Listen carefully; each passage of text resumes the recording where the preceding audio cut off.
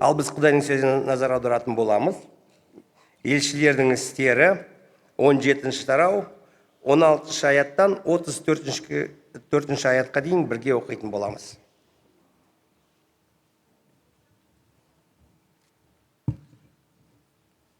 Елшілердің істері 17 тарау 16-тан 34-ке шейін. Паул оларды Афинада күтетін болғандықтан сол жерде қалатын болды. Ол қаланы аралап жүріп, қаптаған пұтқа табыну орындарын көргенде рухы қапаланып ашуланды.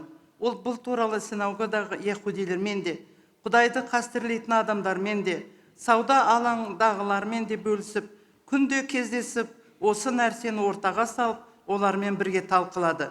Сонда кейбір эпикурлықтар мен стойкшілердің философтары Паулмен дауласып қалды. Олардың кейбіреулері мына бір бос сөздің иесі не айтып жүр десе, ал басқалары бұл басқа бір құдайлар туралы уағыздап жүрген сияқты десті. Өйткені Паул оларға Исаның өліп, оның өлімнен қайта тірілгені туралы уағыздаған болатын. Олар Паулды Ареопагаға алып барып, сенің осы жаңадан жариялап жүрген тәлімің жөнінде білгіміз келеді. Ол қандай тәлім? Сол туралы айтып берші. Өйткені сен бізді таңғалдырып, құлағымызға бір нәрселерді құйып жатырсың. Біздің осы жайында білгіміз келеді деді. Афиндықтар мен сол жерде тұратын шетелдіктер жаңадан болып жатқан нәрселер туралы айтып, соны тыңдаумен өздерінің уақыттарын өткізетін. Паул Ареопагтың ортасында шығып, афиндік ер-азаматтар, сендердің әрқайсыңда Құдайдан қорқыныш бар екенін мен көріп тұрмын. Мен сендердің табынатын орындарыңды аралап, мұқият қарап жүріп, құрбандық шалуға арналған бір орынды тауып алдым. Ол жерде белгісіз Құдайға деген жазу бар екен. Соған қарап сендер оның кім екенін білмесеңдер де, оны қастерлеп жүргендеріңді байқадым. Ал мен оны сендерге жариялаймын. Осы әлемді және ондағылардың бәрін жаратқан Құдайыма аспан мен жердің иесі де сол. Сондықтан ол қолдан жасалған орындарда тұрмайды. Және ол адамдардың бәріне өмір берді, дем және тыныс берді. Ол адам қолымен жасалатын қызметке де мұқтаж емес. Ол жер бетінде өмір сүріп жатқан барлық халықты бір адам арқылы жаратып, олардың уақыттарын белгілеп тұратын жерінің шекарасында белгілеп қойды. Егер адам Құдайды іздейтін болса, онда оны сезіп, түйсініп тауып алуға болады. Ол сол мүмкіндікті бәрімізге де беріп қойған. Сондықтан ол әрқайсымыздан алыс емес. Ол бізбен бірге. Өйткені біз тек онымен ғана өмір сүріп, тек ол арқылы ғана әрекет етіп, тіршілік жасай аламыз. Сол сияқты өз орталарынан шыққан кейбір ақындар біз оның ұрпағымыз деп айтып кеткен. Сондықтан біз оның ұрпағы болғандықтан, алтын мен күмістен, не болмаса тастан, немесе адамның кәсібімен оның ойынан туындаған нәрселерден оның бейнесін жасау қажет емес. Құдай біздің білместікпен өткізген уақытымызға көңіл аударып тұрған жоқ. Керісінше ол қазір осы уақыттан бастап барлық жердегі адамдарға ойды өзгертіп, тәубеге келуге бұйырады. Сол себепті Құдай осы әлемді әділдікпен соттайтын күнді де белгілеп қойды. Ол өзі алдын ала дайындап қойған сол адам арқылы іске асырады. Ал осыны дәлелдеу үшін ол Исаны өлімнен қайта тірілтіп алды, деді. Олар өлгендердің қайта тірілетіні туралы естігенде, біреулері оны мазақ етіп күлсе, басқалары бұл жайында кейінірек тағы естігіміз келеді, деді. Осыдан кейін Паул олардың орталарынан кетіп қалды. Бірнеше адамдар бұл айтылған сөзге сеніп, оған қосылды. Олар Ареопаг мүшесі Дионис пен Дамар есімді әйел, және олардың қасында бірге жүргендер. Амин. Амин. Мүмкін біреулеріңіз өткен аптадағы осы өзіндінің тағы да неге оқимыз сұрағыңыз мүмкін пайда болып атқан болар. Білесіз, осындай бір қалжың бар.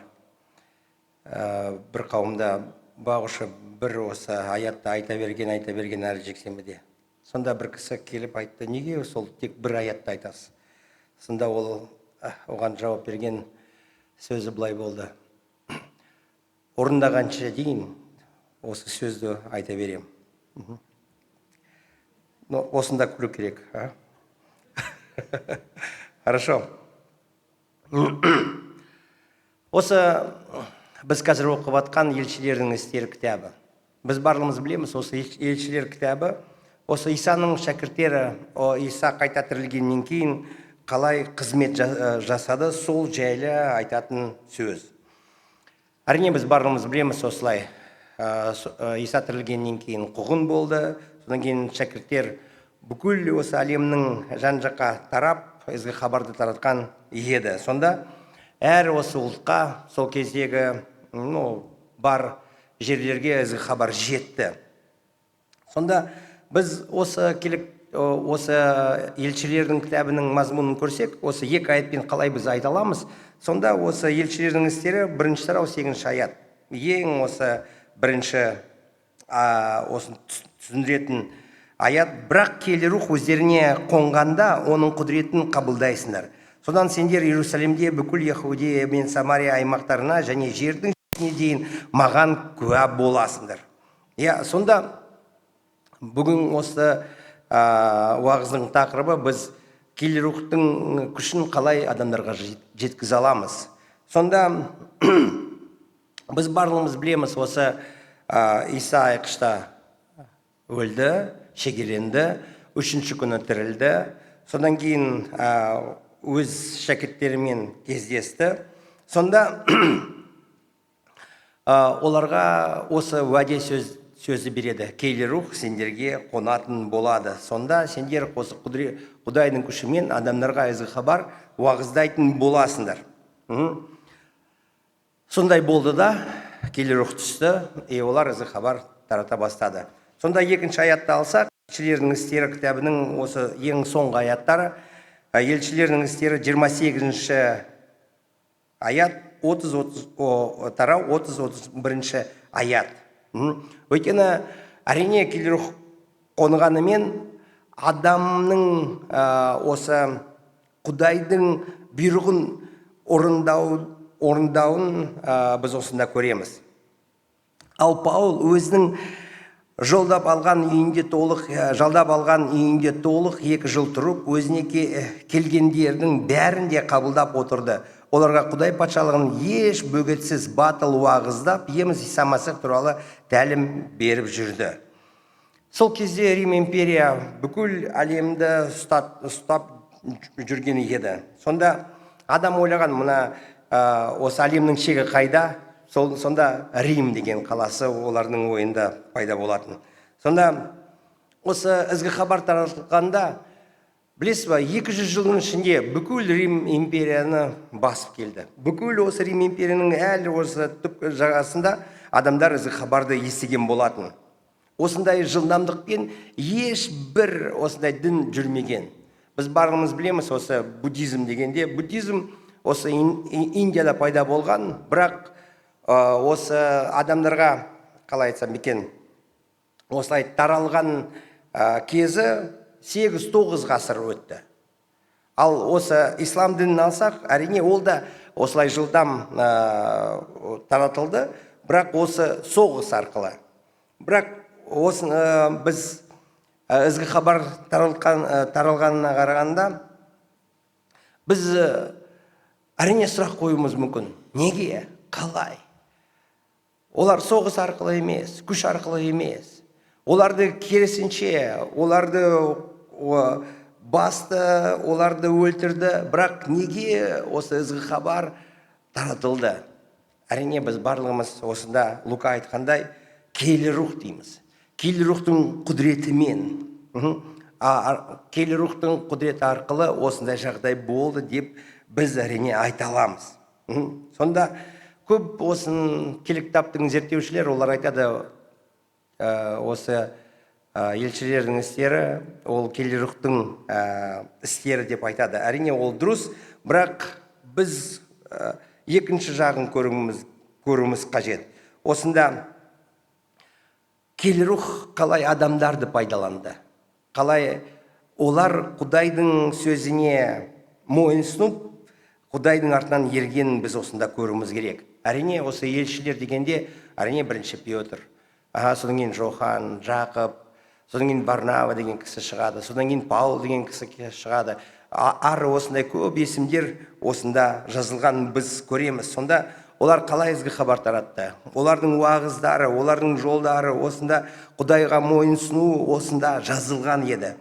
Осында Паул дегенде ол Құдайдан сөз алып, осы басқа ұлттарға оны Құдай жібергенін осында біз көреміз. Сонда осындай сұрақ пайда болады. Қалай мүмкін? Олар осы еврей болып, олар осы басқа халыққа осылай қалай олар ізгі хабарды таратқан еді? Қалай осы адамдар осы ізгі хабарды естіп, мүлдем естімеген хабарды естіп, соған сенген? Осылай біз әрине сұрақты қоя аламыз. Әрине, біз сенуші болғандан біз әрине айтамыз. Ол киелі рухтың қызметі. Ол киелі рухтың қызметі. Әрине. Бірақ екінші жақ, ол Паул арқылы таратқанын біз байқаймыз. Сонда осында біз бүгін осы қалай Паулдың өмірінен біз сабақ ала аламыз. Біздің өміріміз арқылы да киелі рух осындай керемет істерін жүргізсе екен, осындай қалауымен біз осындай сабақты алуымыз керек. Осында бірінші сабақ, Паул ол Құдайдың жүрегін терең білген кісі. Осында 16-21 аяттарды бірге оқитын болайық. Себебі барлық афиналықтар мен сол жерде тұратын шетелдіктер бір жаңалық естуге немесе айтып беруге құштар болатын. Сонда Паул Ариапагтың ортасында тұрып, жиналғандарға былай деді: «Уа, афиналық адамдар, сендердің барлық жағынан да айрықша діншіл екендеріңізді байқадым. Қасиетті орныңызда аралап, қарап жүргенде бейтаныс Құдайға деген жазу бар. Құрбандық үстелінде көрдім. Өздеріңіз танымасаңыздар да құрметтеп жүрген сол Құдай туралы сендерге хабарлап жүрмін. Ол әлемді және ондағы бәрін жаратқан Құдай, көк пен жердің иесі. Сондан ол адамның қолынан шыққан киелі үйлерде тұрмайды. Құдай пенделердің өзіне қызмет етуде зәру емес, қайта оның өзі барлығына өмір, дем және қажеттінің бәрін сыйлайды. Ол бір адамнан адамзаттың барлық ұлттарын таратып, оларды бүкіл жер жүзінде мекендеп, және олардың мерзімдері мен тұратын жерлерінің чектерін белгілеп қойған. Құдай бұны адамдар өзінің іздесін, мүмкін қарманып жүргендей іздестіріп тауып алсын деп істеді. Ол әрқайсымыздан алыс емес. Білесіз бе, осы Паул осында екінші рет осындай елшілік сапарға шығып жатыр. Ол шамасымен 48-52 жыл, осы біздің қазір ғасырдың жылдары. Сонда Паулдың мақсаты осы бұрыннан құрылған қауымдарға барып, оларды нығайту болды. Сонымен біз осыны оқығанда әрине біз көреміз, Құдай, ол Құдайға мойынсынып, ізгі хабар әлі жетпеген жерлерге Құдайдың жетелеуімен сол жерге барып, ол ізгі хабарды таратқан еді. Сонда осында біз көреміз, тағы да бір аятты оқып жіберейік, 16 тарау 4-тен 10-ға дейін.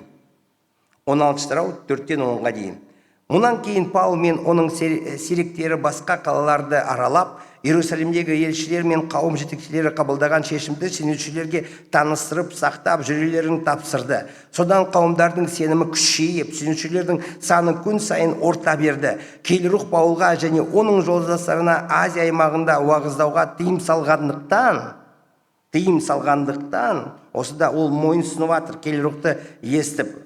Олар Фругия және Галатия аймақтарын аралай жүрді. Олар Музияға жеткеннен кейін Бутанияға кіруге ұмтылды, бірақ Иса жіберген киелі рух оларға рұқсат бермеді. Сондықтан елшілер Музиядан өтіп Трада қаласына барды. Сол түнде Паулға мен Македония кесі аян берді. Ол мұны алдында тұрып, Македонияға келіп бізге көмектесе көр деп өтінді. Осы аяннан кейін Құдай бізді соларға ізгі хабарды уағыздауға шақырып жатыр деген қорытындыға келіп, Македонияға барудың жолын іздестірдік.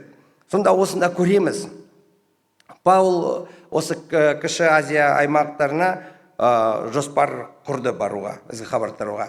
Бірақ киелі рух осыған тыйым салғанын байқаймыз. Сонда ол енді Құдайдың жетелеуін алып, ары осы Грецияға барады. Осында айтып жатыр, олар Антиохия, содан кейін Листра, Икония, Фригия, осылай Трада, Фригия, ары Верия, содан кейін осы Афинаға келеді. Осылай біз қарағанда қаладан қалаға. Осылай осы жерде жай бір аятты оқығанда, бірақ осында 2-3 мың шақырым жүргенін біз көреміз карта бойынша. Осы тек бір күнде емес, 2 жыл бойы осы ізгі хабарды таратып, Паул осы Силаспен, Лукамен, содан кейін Тимофей оларға қосылды. Олар бірге бір топ боп ізгі хабарды таратқанын біз көреміз. Біз осында тағы да ол қазір мына Афинаға келіп ізгі хабарды таратып жатқанын біз көреміз. Сонда Афина деген қала. Сол кезде біз білеміз, осы Рим империя барлығын басып, Грецияның да, оның алдында осы Греция империя өте мықты болды, бірақ содан кейін Рим оны басып алды. Және Афина осы астана болмады, соныңше Коринф ол астана болды. Бірақ осы Афина біз осында көреміз, сол уақытта ол қалай осы Алматы сияқты астанамен салыстырғанда культурный центр. Осында философия, әртүрлі өнер, әртүрлі осы ғибадатхана, және осы әртүрлі осы пұттарға осылай сыйынатын сарайлар осы құрып, сол жерде осындай қалайсың, олардың мәдениетінің орталығы болды. Осындай қала болды. Сонда осында Лука олар жайлы осылай айтады. 21 аятта бүгінгі өзінде. Себебі барлық афиналықтар мен сол жерде тұратын шетелдіктер бір жаңалық естуге немесе айтып беруге құштар болатын. Жаңа философия, жаңа идея, және осындай дін, ілімдер, көпшілік осындай тағы да алаңда пікірлеседі. Осындай жаңа ақиқат іздеуге олар қаншама ұмтылған осында байқаймыз. Осы барлығы оларды өте қатты қызықтырды. Сонда осы 18 аятта біз көреміз, оларда осы Афинада 2 осындай үлкен философия мектеп болған, стоиктер мектебі. Осы қызық, олар Құдай жайлы үйреткен, әрине, бірақ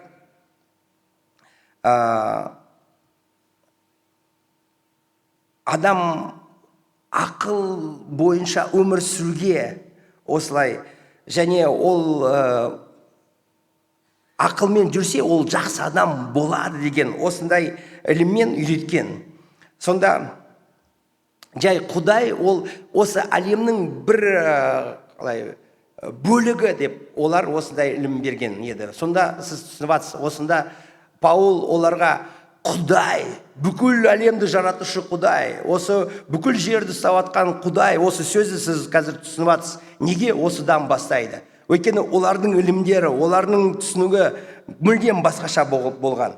Осы Эпикурей мектебі осында да осындай сөз біз көреміз. Әрине, оларда осындай қалай, бірақ олардың ілімі осылай, Құдай адамның өміріне араласпайды. Қазір осы ойланыңыз, қазірде осындай ілім діндерді бар. Өлгеннен кейін өмір жоқ, тірілу мүлдем болмайды. Сонда адамдар осы Грецияға келгенде осы философия, әртүрлі осындай керемет үйлер салынған, әрине осы таңғаларлық осындай сарайларды көргенде, вау, қандай әдемі, керемет. Осы бұттарға қарағанда, олар осылай мықты тастан жасалған, прям. Бірақ Паул осы Афинаға кіргенде, ол осыған осы сұлулыққа қарамады.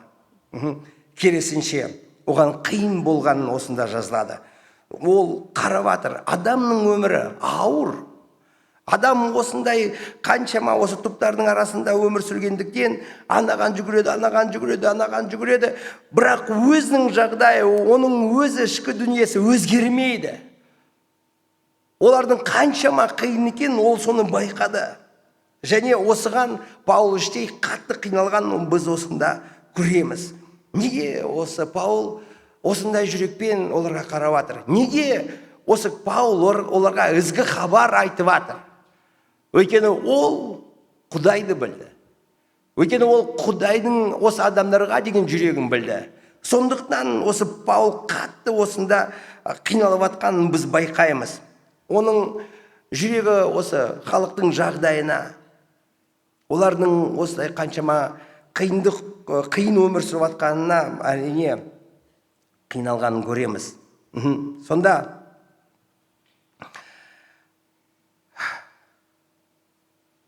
Паул осында бірінші сабақ біз алатынымыз, ол Құдайдың жүрегін білгендіктен. Ол Құдайдың жүрегі білгендіктен ол арқылы киелі рух қызмет жасайды. Ол арқылы Құдайдың күші адамдарға жетеді.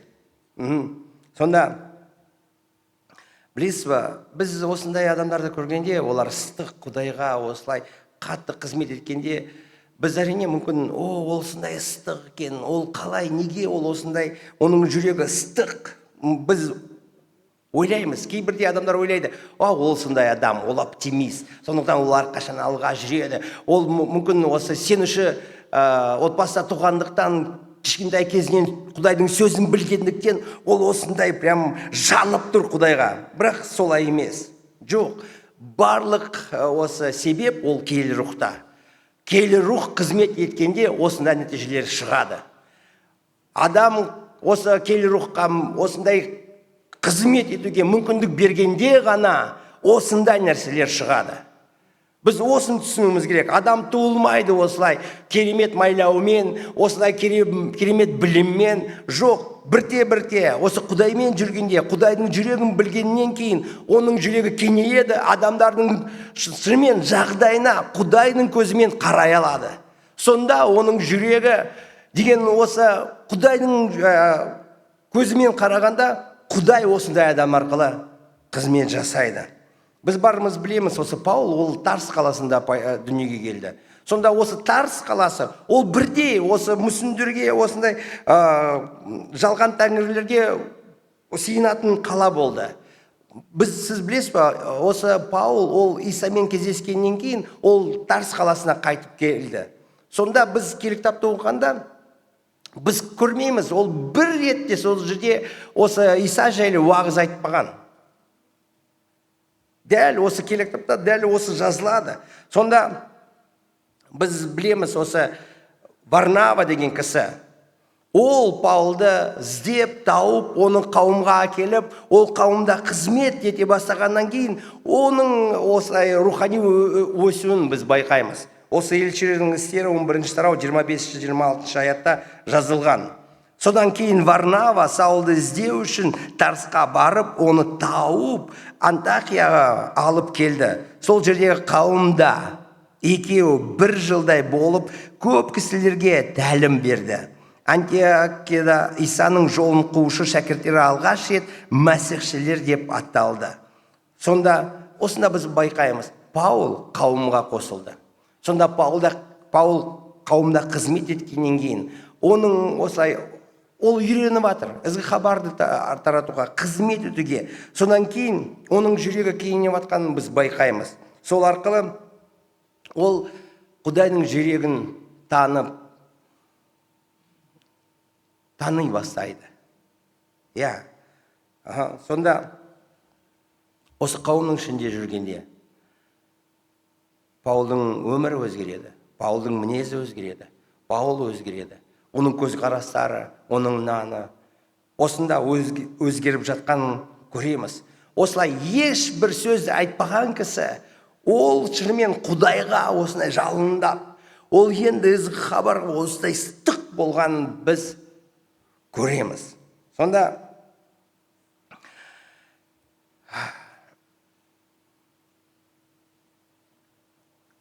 барлық сенушілер, қалай айтсам, бір жерден бастайды. Біз барымыз бір күнде Исаға келдік. Исаны жүрегімізге ем және құтқарышым жүрегімізге қабылдадық. Сонда бірте біз өсеміз.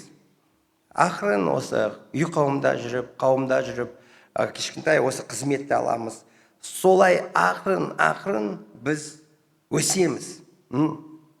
Бізде осындай осы Исаға келуімен сразу бір ерекше адам, ыстық, рухани болған жоқпыз. Жоқ, ақырын.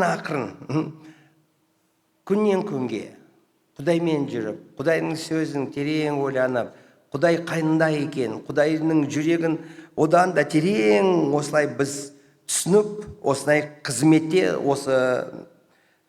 біз Құдайды танып жүрген адам ретінде өмір сүретін боламыз. Әрине біз де соны көреміз өмірімізде, және басқа адамдар соны байқайды. Бір күнде біз Құдайдың шақыруына жауап береміз. Дәл осылай ақырын жүргенде біздің сеніміміз де өседі.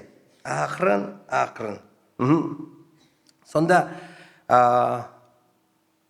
келі рух осы қызмет біз арқылы, біз әрине ол Құдайдың құдіреті шықсын. Амин. Біз арқылы Құдай адамдарға ізі хабарын жеткізсін.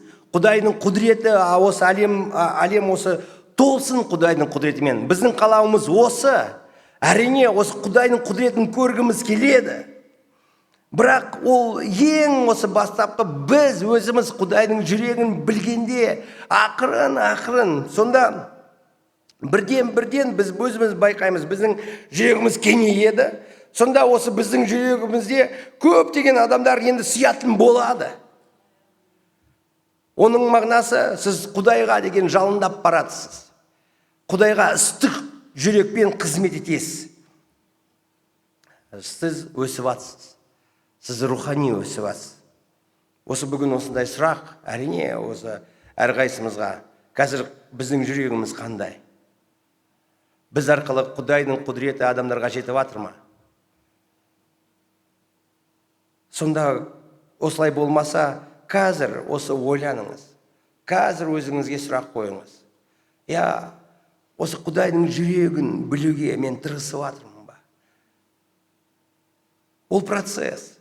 Әрине бір күнде болмайтын, бірақ күннен күнге біз осылай анығырақ Құдай қандай екен, біздің көзіміз осыған жетеді, және осы арқылы біздің әрине осы Құдаймен жүрісіміз ол мүлдем өзгереді.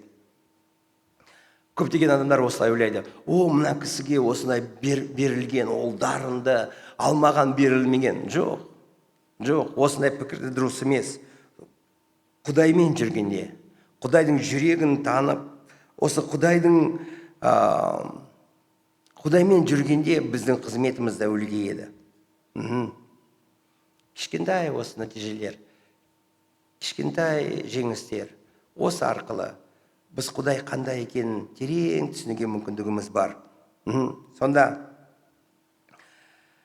біздің қызметіміз осылай үлкейгенде, біз адамдарға ізі хабар таратамыз. Адамдарға сонда киелі рух біз арқылы өз күшін жеткізеді. Сонда осы адамдарға мүмкіндік пайда болады Құдайдың жүрегі қандай екенін түсінуге, қабылдауға, Құдаймен бірге өмір сүруге. Осы арқылы. Сонда біз Құдайдың алдында бүгін жүрегімізді тексерейік.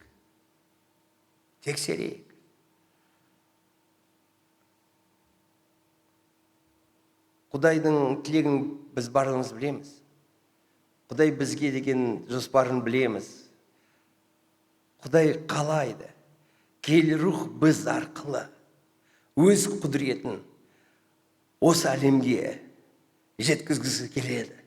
Адамшылымен Құдаймен кездесуге, мүмкіндік пайда болуға ол бізді қолданғысы келеді. Қымбатты қауым, осы нәрсені мен тілеймін. Барлығымыз осыған шынымен бүгін нысана қойып, мен бүгін мойымда киелі рух бар. Амин. Бірақ оның құдіреті мен арқылы қасымдағы адамдарға қазір келіп атыр ма? Сонда қазір оқып атырмыз. Құдайдың жүрегін білуге мен тырысқанда, Құдаймен күннен күнге осылай оған мойынсұнып жүргенде, Құдайдың жүрегі терең маған ашылады. Сонда Құдайдың құдіреті мен арқылы одан да керемет жүретін болады. Құдай барлығымыз жарылқасын.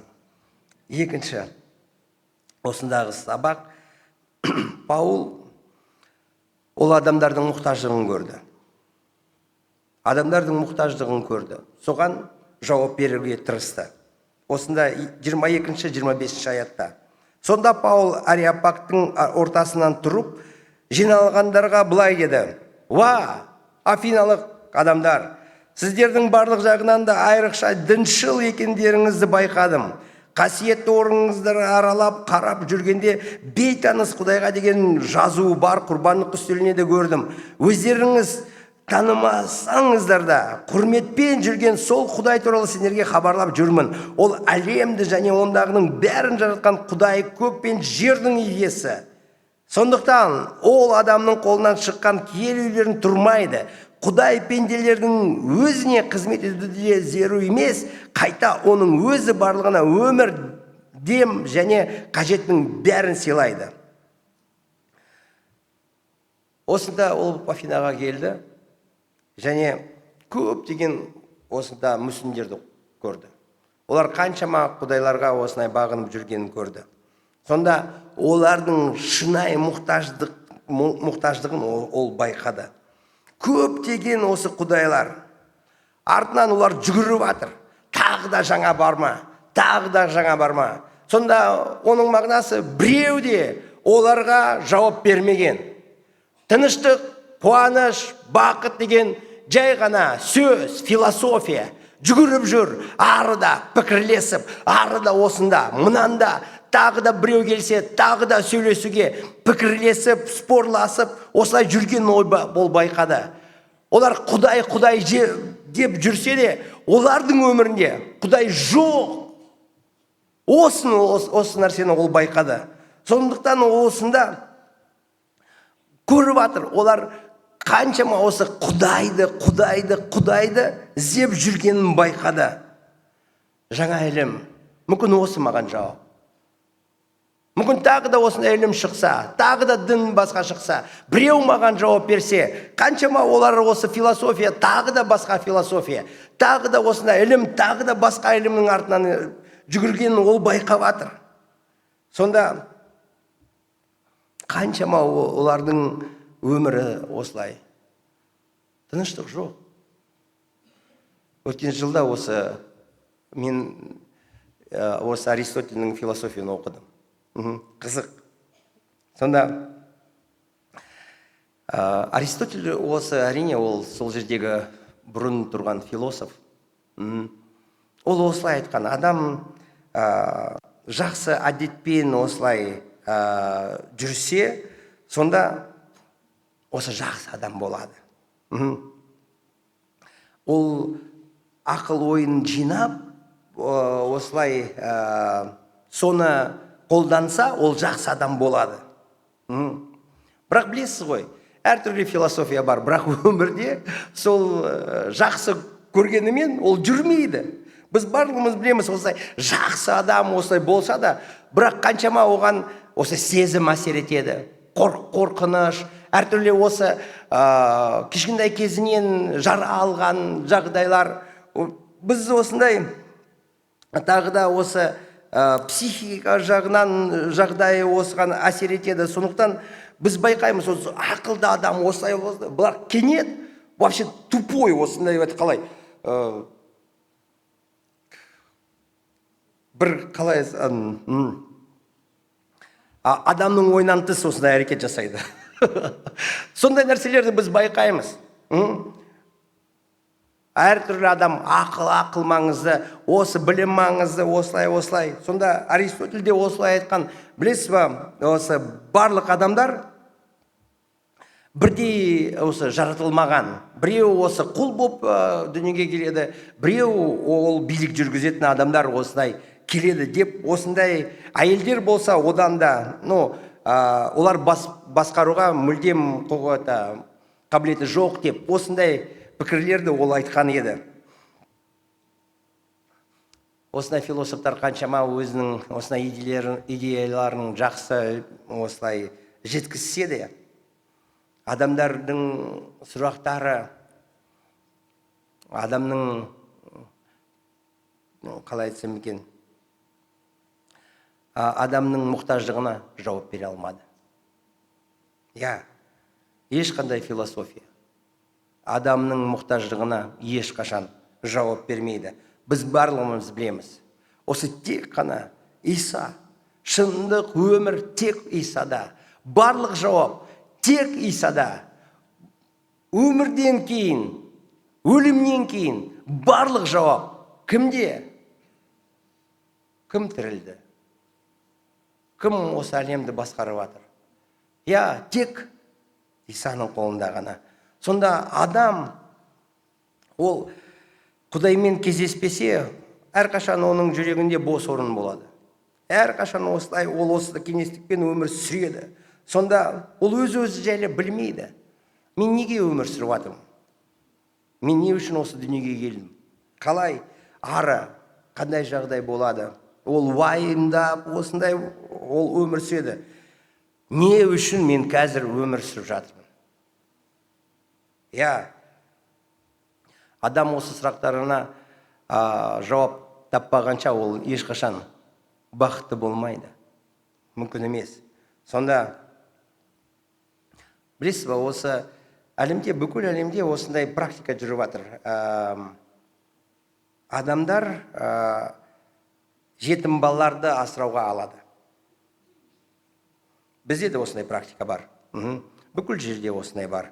Бірақ білесіз, олар жақсы осы отбасыға түссе де, оларға жақсы осылай қарап, осылай жүрсе де, қаржылық жағдай, осылай білім, дұрыс мектеп, жақсы университет, осылай барлығы осылай жақсы болса да, бірақ қызығы осы 20 жасқа ол енді осы көпшілігі менің әкем кім, менің анам кім, мен қай жерден тудым, осылай ол қатты іздей бастайды. Неге? Оларды осылай жақсы, осы асырап, әке-шешелері жақсы көрмегеннен емес. Жоқ. Осы түсіндіру қиын, бірақ іште осы мен кіммін? Осын адам білгісі келеді. Мен кіммін? Неге мені тастады? Мен осылай құнды, осылай маған бір нәрсені осында айтады, бірақ шынымен мен кіммін? Осы іште осылай, осы мен ойлаймын, қалай жүректің түкпірінде осындай сұрақ жатыр. Сонда адам іздейді. Мен қайдан шықтым? Сонда ол осы сұрақтарға жауап таппағанша тыныштық ешқашан жүректе болмайды. Сонда 20, 30, осылай 40 жасқа дейін ол жүгіріп іздейді. Сонда ол жай ғана осы іштегі сұрақтарға жауап іздеуге тырысады. Бірақ рухани мақсаты ол не үшін дүниеге келді? Кім оны жаратты? Осы жүректе осы сұраққа орын бос, жауап жоқ. Мен не үшін өмір сүріп жатырмын? Жай ғана осы келіп, балаларды асырап, содан кейін кету. Қандай мағына? Бірақ осы сұраққа адам Құдаймен кездеспесе, ол ешқашан жауап таба алмайды. Сонда қаншама оның жүрегінде осындай орын бос екен біз түсіне аламыз. Сіз өзіңіз осы еске түсіре аласыз. Сіз де осылай, біз де барлығымыз осылай жүрдік қой. Құдайсыз, әрине бүгін біз жауап бере аламыз. Сол кезде жүрегіміз бос болғандықтан біз әр жерде осы сүйіспеншілік іздедік, мағына іздедік, әртүрлі осы кім карьера, біреу ақша, біреу айтты, осы жыныстық қарым-қатынаста қаншама біз осыған күш салып, осы бос жүрегінің бос жерін толтыруға тырыстық. Бірақ бәрібір тыныштық та жоқ, қуаныш та жоқ. Мен не үшін жаратылдым? Сонда адам осы өмірдің мәнін Неге осы себептерін таппағанша бақытты болмайды? Сонда бүгін біз қасымыздағы адамдарға қарай аламыз. Иә, біз сразу түсінік пайда болады. Неге ол қазір осылай жүгіріп жүр? Неге қазір ол осылай жүгіріп жүр? Өйткені Құдай жоқ.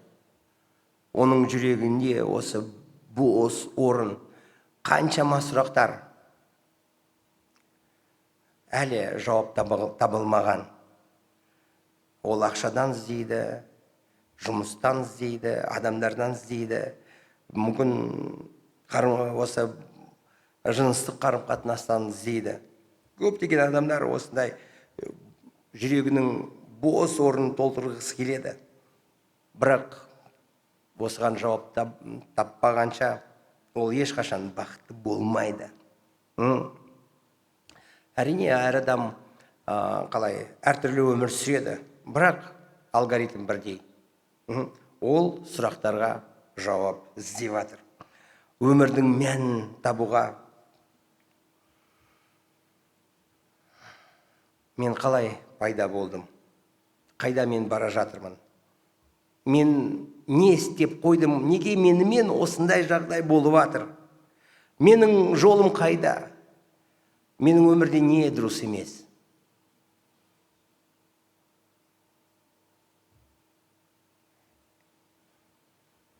Ол өзі бақытты болмағандықтан, ол әр осы өмірдің саласында мен бақытсыз өмір сүріп жатқаным осылай көз жетіп жатыр. Иә, сонда жай ғана өзі қиналып жүрсе, ол бір жөн, бірақ оның қасындағы отбасы онымен бірге қиналады. Иә, сонда жақын адамдармен конфликт, одан да ары осындай қарым-қатынас бұзылғанын біз білеміз, соны байқаймыз. Я қасындағы осы жақын жолдастарымен де түсінікті жоқ. Солай. Я сонда адам осы қасындағы адамдармен де қайшы осындай қарым-қатынассыз өмір сүреді. Әрине, кейбір адамдар олар осы құрметке, осындай даңққа тырысады. Я жұмыста, немесе білім арқылы, карьера, атаққа, олар қатты осыған күш жұмсайды. Бірақ бәрібір осы жүректің орны бос қала береді. Ешбір осы жүректің бостығын толтыра алмайды. Біз барлығымыз білеміз, кім толтыра алады? Тек Иса ғана. Құдай, тек Құдай ғана. Я. Бірақ осылай мен айтқанда, біз әрине осылай мысал келтіргенде, біреу мүмкін осы бай болды, кейбір мүмкін карьера жақсы болды, білім осылай, осыған жеткен. Бірақ олар да осылай, бірақ одан да көп жетпеген адамдар. Табысты болмаған, оларды ойлансақ, үмітсіз, қаншама осылай. Көптеген адамдар осында отырған, мен ойлаймын, сіз осы есіңізге түсіріңіз. Құдай болмағанда жай осылай кенет сезім басып, жылаған, осындай жағдайларда өзіңізді жалғыз сезіп, өзіңіз білмейсіз, неге осылай жас келеді, неге осылай қиналасыз іштей. Көптеген осылай ұйықтамай, қиналып жүрген, дәл осылай адам өмір сүріп жатыр. Сонда Паул осы адамдарды көргенде, олардың ең маңызды мұқтаждығын ол түсінді. Оларда Құдай жоқ. Олар Исамен кездескен жоқ.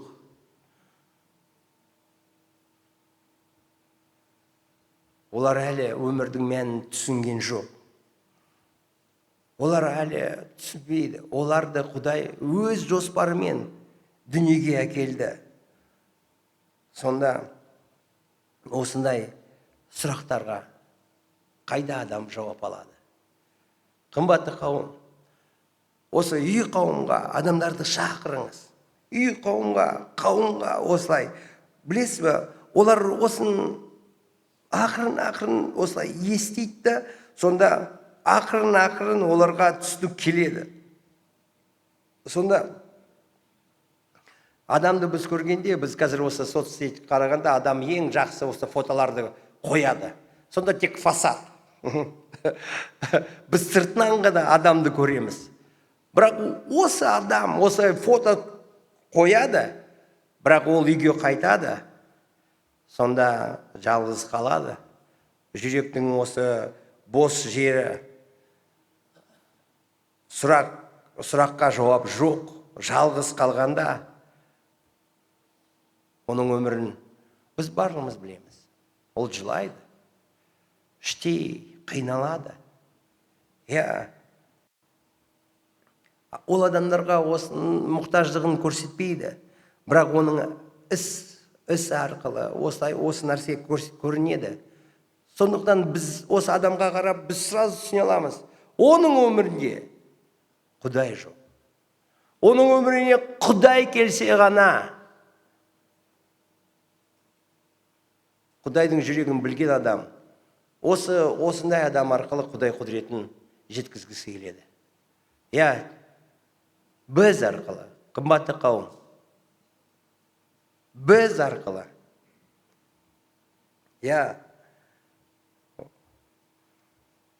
Адам осы үй қауымға келеді. Жаңадан дейіп, біз оның жағдайын түсінеміз. Сонда ақырын біз оған жеткізуіміз керек. Әрине, ол мәселеден келеді. Ол ойлайды, осы балалардың мәселесінен. Осы қазір ауырамын, осы мәселемен. Немесе жұмысы жоқ. Ол ойлайды, осы мәселеде мен қиналып жатырмын. Біз барлығымен білеміз, осыдан емес, бірақ осы арқылы оған Құдай жайлы, Құдай оның өміріне қалай қарайтын біз оған жеткізе аламыз. Адам осы Құдайды ойламайды да, әрине ауызға алады, бірақ шын мәнінде оның өмірінде Құдаймен қарым-қатынасы жоқ. Сонда біз барлығымыз бірдей ғой. Біз Құдайға келгенде, біз өмірімізде әлі де балаларды дұрыс тәрбиелемей, бір-бірімен ұрсысып, сонда керек кітапты оқи бастадық. Осылай болу керек екен. Менің күйеуіме мен осылай қарауым керек екен. Менің әйеліме мен осылай қарау керек екен. Сонда біз осыған күш саламыз. Келі рух, күшіңді бере көр. Қазір балаларымды дұрыс тәрбиелеуге. Сенің қалауыңды мен білемін. Мен түсініп жатырмын. Бірақ менің әлі де жүрегім осылай кең емес. Мен өзімнің баламды осылай қабылдай алмаймын. Осы ашумен мен қараймын. Ол бірдеңе істесе ұрам. Маған сенің құдіретің қажет. Дәл осылай біз өзгереміз. Және осы бізге келген адамдар дәл осылай бір осы принциппен. Олар Құдай қандай екен, оның қалауы қандай екен, осыған көзі жеткенде, оған шынымен киелі рухтың күші келеді. Осында Паул Афинаға келді, көріп жатыр. Олар бұттарға табынып жатыр. Осына қаншама қиналды. Бірақ оларды соттамады. Осына айыптайтын сөздерді біз көрмейміз. Олармен дауласпады. Сонда оларға осылай айтады. 22-ші аятта. Сонда Паул Ареопагтың ортасында тұрып, жиналғандарына былай деді. Афиналы адамдар, сіздердің барлық жағынан да айрықша діншіл екендеріңізді байқадым. Оның мағынасы, сендер қаншама Құдайды іздеп жатқаныңды мен байқап жатырмын.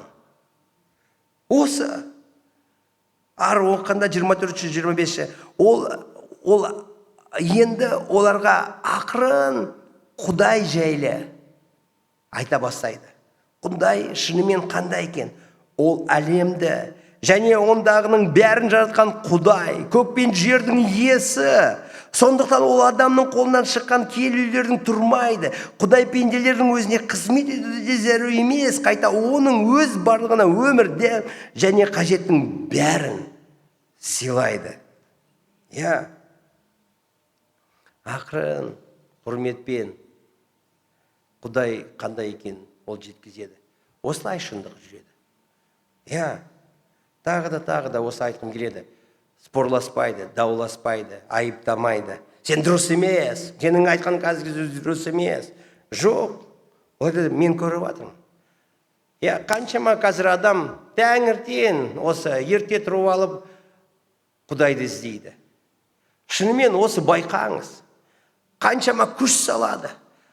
Таңертең тұрып, осылай Құдайдың алдында жығылуға олар қаншама күш жұмсайды, соны көріңіз. Адам осы Құдайды іздеуге, шынымен мынау құрмет. Осы адам Құдайды іздеп жатыр. Сонда мен білем, мен түсінем, сен Құдайды іздеп жатсың. Ал ары, осылай біздің қазір ол адамға дұрыс метод болмаса, біз дұрыс сөйлемесек, осы дүрек сөйлеп, немесе айыптап, ешбір адам сенбейді. Оның жүрегі жабылады. Сіз қазір Құдайдың жүрегін білесіз. Құдайдың жүрегі, ол адамды сүй. Біз білеміз, ол адамды сүйеді. Сонда осыған сай біздің қолданатын тәсілдер, осы сөздер.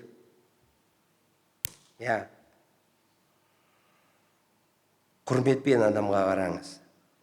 Сонда ол Паул осындай жұмсақ сөзбен айтып атқанын біз байқаймыз. Әр адамның мұқтаждығы бар. Мүмкін біреуінің отбасыда балалармен, күйеуімен, әйелімен. Мүмкін балалармен жоқ, бірақ мүмкін денсаулықпен. Әр адамда мәселе бар. Біз барымыз білеміз. Өзіміз де осыдан өтіп жатырмыз ғой. Сонда біз білеміз, осы біздің жағдайымызға Құдайды кіргізу керек. Біз соны білеміз. Құдай кірсе, барлығы дұрыс болады. Сонда осы қазір келген адам, ол да осылай істесе, оның өмірі өзгереді. Ол тыныштық табады. Алгоритм осындай, принцип бір. Құдайды шынымен осы жағдайға Құдай келші. Құдай құдіретіңмен емдеші. Құдай ақылыңмен жетелеші. Құдай, мен саған мұқтажбын. Осы адам әлі білмейді, барлық жауап Құдайда екен. Осы саланы Құдайға беру екен, ол түсінбейді. Қаншама тырысып жатыр, қаншама осыған күш жұмсаған, бірақ та әлі де жауап алмаған біз көреміз. Сонда ақырын, ең үлкен адамның мұқтаждығы Құдаймен кездесу. Сонда біз үй қауымда ақырын осы өз мәселемізбен бөлісеміз. Біз өзіміздің жағдайымызды қалай шештік, біз әрине ұрсамыз, осындай қателер жасаймыз. Сонда біз осыдан қалай шыққанымызды біз сол кезде бөлесеміз. Осы арқылы ол ақырын ол түсіне бастайды. Барлық жауап Құдайда. Барлық жауап Құдайда. Ең осы сұмдық жағдай адам өз мәселесімен жалғыз қалу. Өзі өте алмайды. Сезеді, күшім жетпейді. Сонда қаншама сұмдық. Біздің балаларымызбен қиындықтарымызды, осындай сезімдердің, осындай жалғыз, жалғыздық, қорқыныш, әртүрлі уайым жайлы біз ақырын осылай бөлесеміз үй қауымда. Олар соны естейді. Біз де пендеміз. Бірақ біз Құдаймен жүретін халықпыз. Олар соны байқайды. Олар Құдайды біледі. Олар сіздің қарым-қатынасты байқайды. Сонда олар да Құдайға келуге мүмкіндігі бар, пайда болады. Сонда Паул айтады, сендер діншіл адам екеніңізді көріп жатырмын. Бұлай бір жағынан мақтайды. Мақтайды. Сонда бірақ та ол біледі, олардың Құдаймен қарым-қатынасы жоқ. Біз де соны білеміз адамдардың өміріне қарағанда. Сонда біз қазір байқап жатырмыз, қаншама біздің қасымыздағы адам 20-30 рет әр күнде дұғаларын айтып, осындай жаттаған дұғаларды айтып жүретін. Ол бір күн емес, жыл бойы, өмір бойы. Неге олар осылай бір дұғаны қайталап жүр? Өйткені жауап жоқ. Оларда сенім жоқ Құдай жауап беретініне. Сондықтан осы орын бос, сенім жоқ.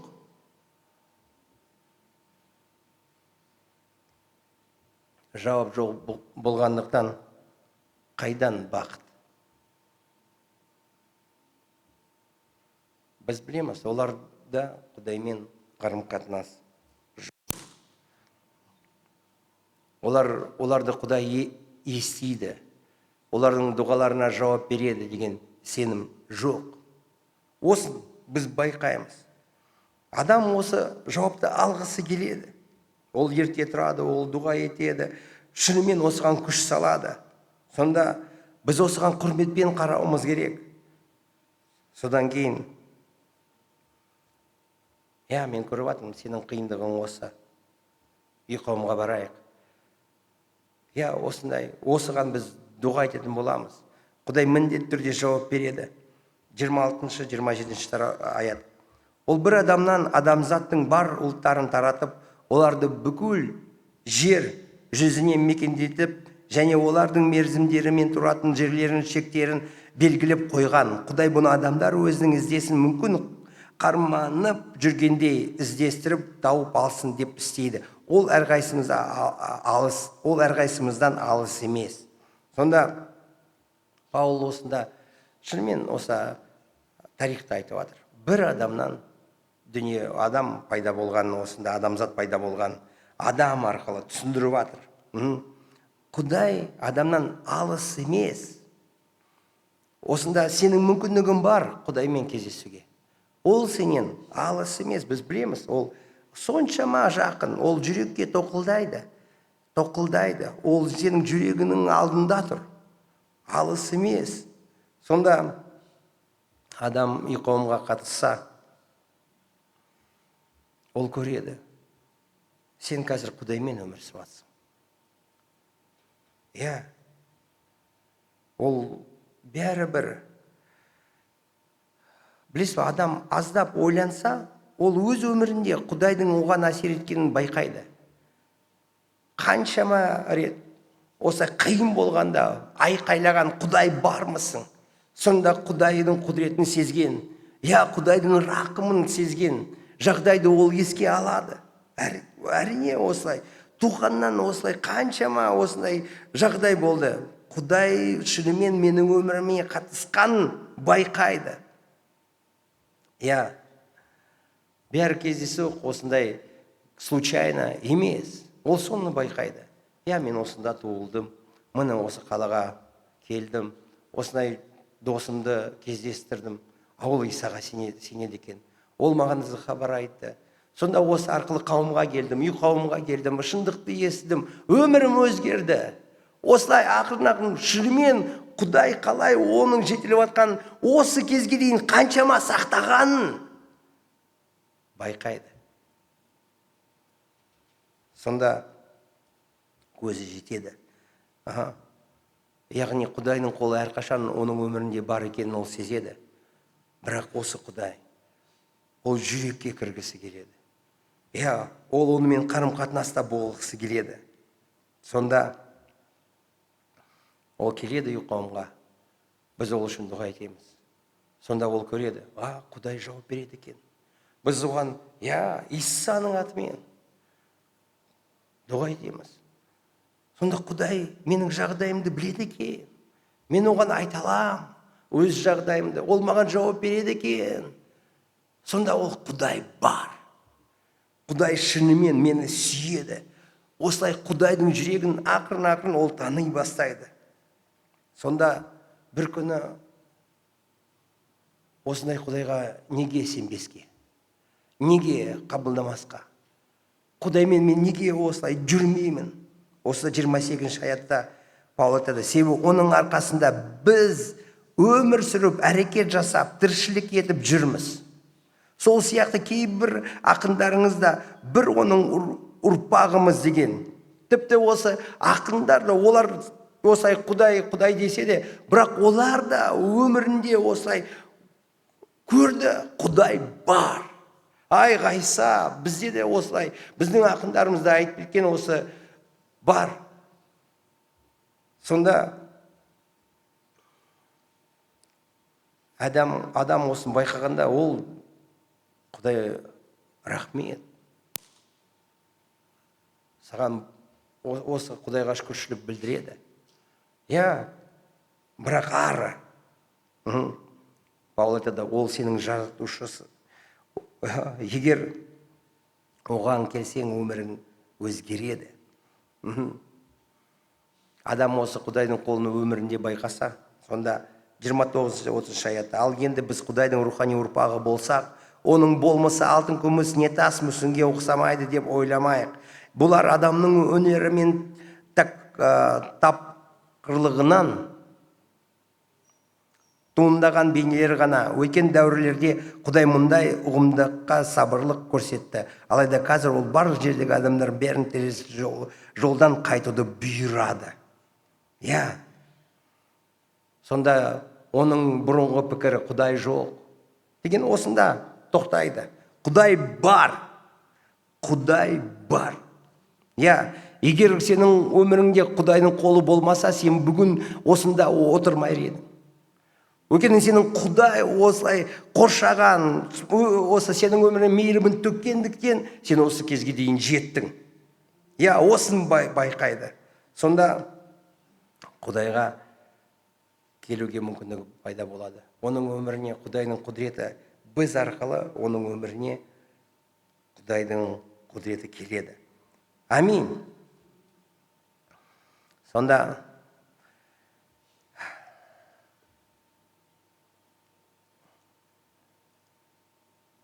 қысым жасамай, ең жақсы, білесіз ба,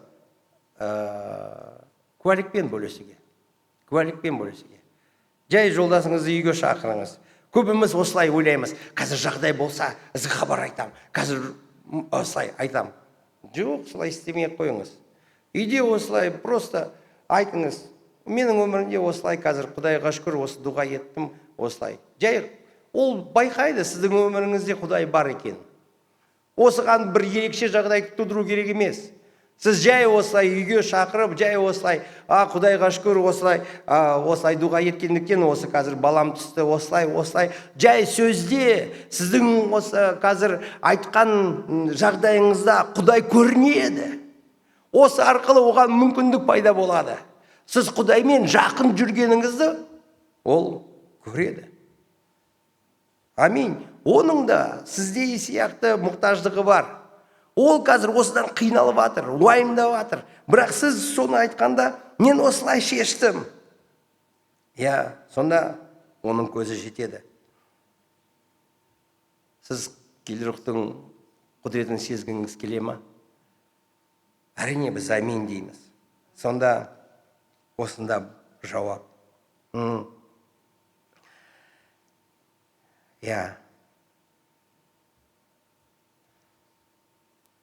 Біз бүгін Құдайдың құдіретін көргіміз келсе, сонда біз де, білесіз ба, біз сеніші болып алып, қазір мүмкін ренжумен, осындай адамға сүйеніп, жай осы бұрынғы жағдайға қарап Құдайға жүгірмей, Құдайға жүгіріңіз. Құдай бүгін осы сіз арқылы өз құдіретін көрсеткісі келеді. Киелі рух осы сіз арқылы Құдай қандай екен көрсеткісі келеді. Ол адамды құтқарғысы келеді. Соншама оның осылай күші, құдіреті. Бірақ біз осылай адамға ренжіп, ол маған солай істемеді, ол маған солай істемеді. Сіз қалай сонда Құдайдың құдіретін көресіз? Сіз білесіз, Құдайға жүгіру керек. Білесіз ғой. Құдайды өміріңізге, жағдайыңызға кіргізуіңіз қажет. Сонда Құдай сол жерде мұқтаждығыңызды көтереді. Ол сол жерде, ол барлығына жауап. Құдай, тек Құдай ғана. Жай ғана осы жағдайға, анам осылай маған істеді, ана осылай сөйтті, мен қауымға бармаймын.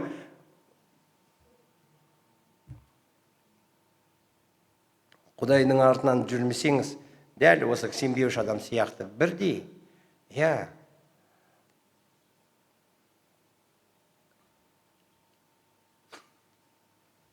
Мен бүгін үй қауымды жүргізем.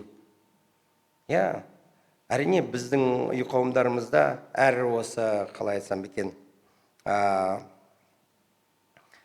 жас шектеу жоқ бізде. Әр үй қауымға жас та келе алады, үлкен де келе алады. Бірақ мен осы үлкен болсам да, менің үй қауымда жастар көп. Олар менің үйімді біледі. Мен қалай өмір сүріп жатқанымды біледі.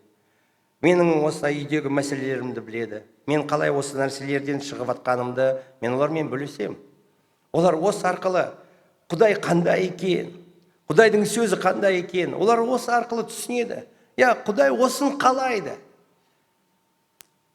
Осылай ізгі хабар жүйеді. Кейбір адамдар ойлайды, ой, қауымның мағынасы қандай, ой, вообще мынау жиналудың мағынасы жоқ.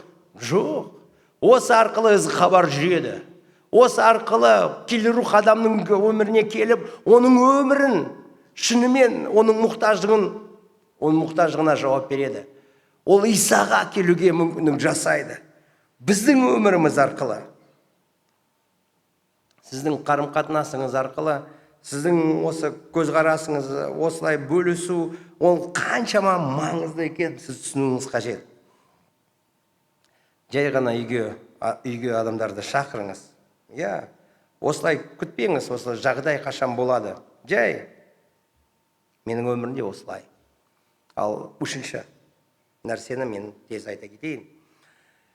Осы киелі рухтың күшін жеткізу үшін біз ақиқатқа берік тұруымыз қажет. Осында біз бүгін оқыдық осы. Паул Афинаға келеді. Адамдарға хабар айта бастайды. Сонда осында Құдай жаратқан, Құдай жаратушы, ол Иса, ол тірілген осында, ол анық айтқады. Білесіз ба, осы сөздерді айтқанда, ол Паул үлкен осы тәуекелге түседі. Өйткені олар осы гректің философия, олар осын қабылдамайды. Мүлдем, осы Құдай жаратқан, олар осы өлімнен кейін өмір бар екен, жоқ. Сонда Паул осы өте жақсы біледі. Олар қазір осы қабылдамайды. Олар мүмкін кересінше, оны қазір соғады, ұрады. Ол осын біледі, бірақ соған қарамастан, ол ақиқатты жариялайды. Берік осылай. Ақиқатта ол тұрады. Дәл осы. Тыңдай ма, бірақ қызғы хабарды оларға жеткізеді. Осында біз көреміз. Үш осы адамдардың түрін қараңыз. 32-34 аят. Өлімнен қайта тірілу туралы естігенде кейбіреулері оларды мазақтаса, өзгелері бұл туралы сізді тағы да тыңдаймыз деді. Сонымен Паул орталарынан кетіп қалды. Ал кейбір адамдар оған қосылып сенімді қабылдады. Бұларды арасынан Ариапақ қоғамның мүшесі Дионис, сондай-ақ Дамар. Осында көреміз үш түрлі. Біреу мүлдем қабылдамады, даже мазақтады. Біреу ойланамыз, ал арасында қабылдағанда адамдарды көреміз. Білмейміз, көп па, аз ба, қаншама қабылдаған, бірақ та осында екі адамның аты шығады. Қараңыз, осында Ариапақ Дионис и Дамар деген. Білесіз, осы Афинаға келгенде осы 48-52 жылдары болды. Осы қазір кітап 10 жылдан кейін жазылады, Лука жазады оны. Сонда осы екі аттарын айтқанда, оның мағынасы бүкіл осы сенушілердің қауымдары осы екі атты біледі. Осы қазір осында қабылдаған осы екі кісі, мен ойлаймын, олар шынымен Құдайға осылай жалындап, өте қатты қызмет еткен адамдардың бірі. Барлығы біледі. Осы 10 жылдың ішінде осылай, осылай қалай бір күнде осылай барлығы білетін адам болмады. Паул осы Құдайға мойынсынып, осы жерге келді, ізгі хабар тарады, айтты. Сонда осы адамдардың арасында осы екі адам болды. Әйел. Олардың арасында мына әйел Дамар, ол анық айтылады. Сол кездегі осындай әйелге деген көзқарастарын білеміз. Бірақ та олар қазір қаншама адамдарға әсер етіп жатқанын, қаншама олардың өмірі арқылы Құдайдың құдіреті адамдарға жетіп жатқанын адамдар біледі. Сондықтан олардың аттары осында жазылған. Олар келе ма, ести ма, қабылдай ма, қабылдамай ма? Біз барлығымыз білеміз. Осы қызмет келі рух жасайды. Қабылдады, қабылдамады, маңызы емес. Осылай қаншама естіді, ол маңызы емес. Ал шынымен ол қабылдады ма? Осы маңызды. Кейбір адамдар айтады, мен саған айттым, болды. Құдайдың жүрегі сондай емес. Құдайдың жүрегі адам қабылдады, осын қалайды. Ол бақытты болсын, онымен бірге болсын. Осы Құдайдың жүрегі. Ол Құдаймен жүрсе, оның құдіретімен жүрсе, осы Құдайдың жүрегі. Сонда біз үй қауымда осылай отырамыз, үйімізді ашамыз, үйімізді дайындаймыз. Дүнге дейін осылай олармен бірге отырамыз, сөйлесеміз, тамақтарымызды жасаймыз. Кейбірде ұрсамыз, содан кейін кешірім сұраймыз, содан кейін олар үшін дұға етеміз. Тағы да олардың осылай айтқандарын түсінуге тырысамыз. Бірақ осы арқылы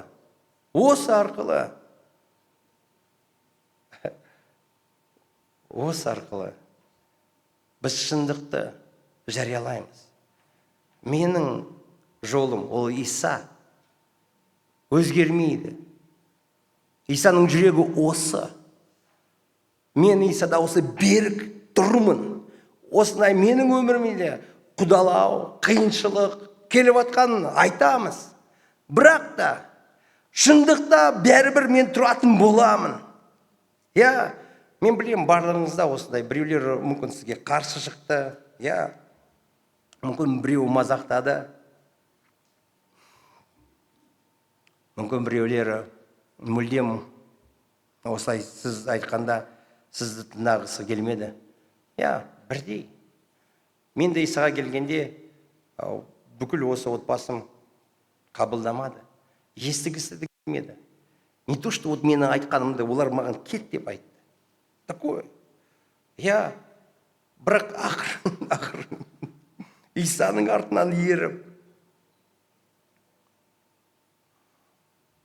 сіздің өміріңіз, Исамен деген өміріңіз, оларға деген шынымен осы Құдай бар.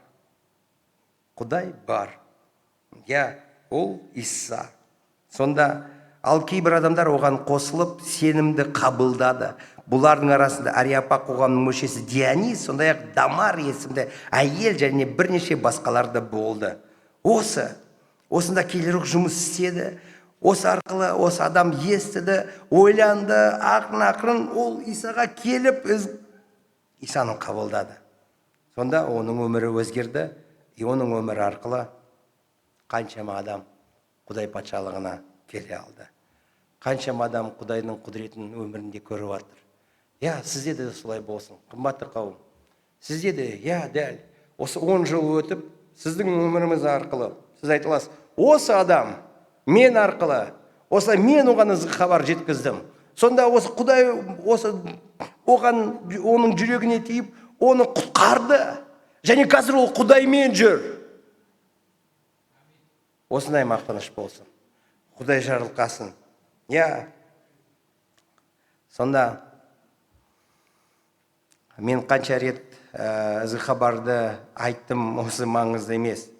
Адам шынымен Исаға келді ма? Осы маңызды. Сонда Құдай барлықтарымыз жарылқасын. Барлығымыз осы киелі рухтың күшін сезейік.